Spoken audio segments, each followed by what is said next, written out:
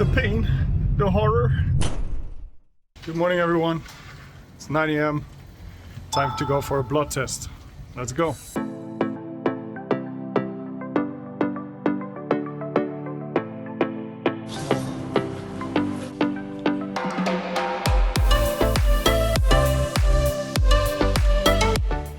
All right, guys, I did the blood work, the pain, the horror, but I'm doing it all for you guys. All right, guys, we just got back from blood testing, and now it's time to start my 14-day HCG experiment. This is HCG. The insulin syringe, I'll be using a 27 gauge alcohol pad, and the goal of this 14-day experiment is to see if I can mimic my natural LH levels by using HCG, yes or no. My girlfriend is now going to prepare the first shot. You have to clean it first, so when you put a needle in there, it's going to be contaminated. We need only 0. Okay.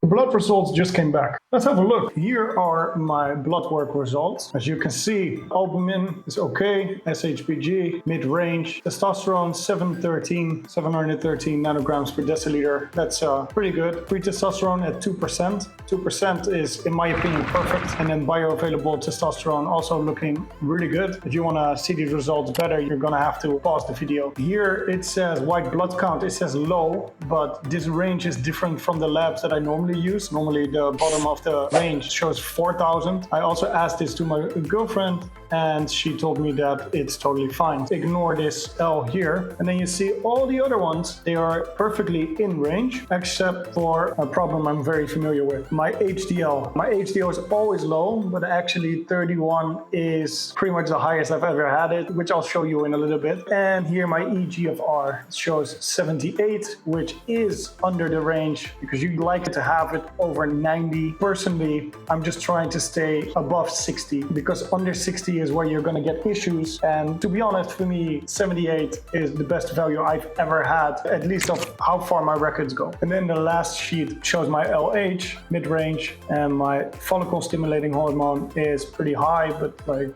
within range, so totally fine. As you can see, I have blood test results that go back to 2019. I did blood testing before that as well, but it got lost in old emails, which is why I made this sheet in order to keep my data, because I like to have data for many years in a row. As you can see here, I have a test from 2019, I have one in 2020, and then you have a hole in between because of the lockdowns and whatnot, so I didn't really feel like doing the blood work and whatnot. I had other things on my mind. Here you can see some test booster experiment, and here it says test booster experiment again. I used boron and a bunch of other natural test boosters. As you can see, they messed up my triglycerides the first time and also caused me my cholesterol to spike. And then they come back down here in 2022, and then they go up again because here I started a new test booster experiment. Right over here, total T, 531, 488, and then in 2022, there's 822. The reason it actually went up that much is because of lifestyle changes. Actually, ones that you will not expect. So I will be covering that in another video. It's not just the simple better sleep, more fitness and whatnot. That's definitely not the case. My HDL is always chronically low. Doesn't matter what I do. Of course,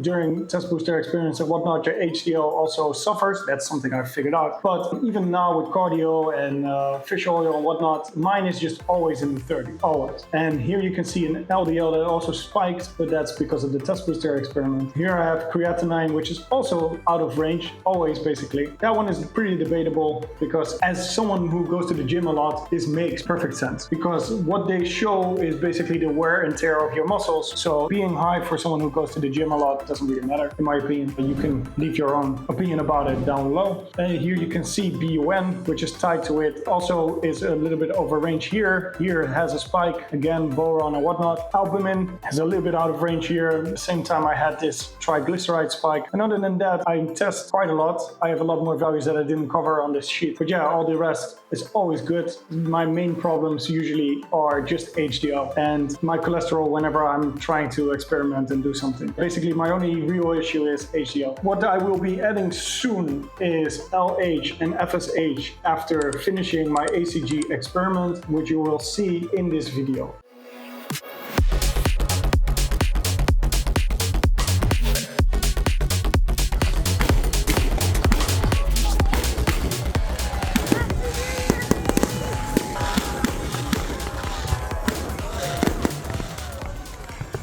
The results of the HCG only experiment is the following. As you can see, my FSH is 9.7, which is upper range. My LH is at 5.4, which is a little bit below mid-range. 2 weeks ago, my FSH was at 10.8 and my LH was at 6.2. So both of them are considerably lower. I could give you my opinion about it, but instead I allow you to leave yours down below in the comments.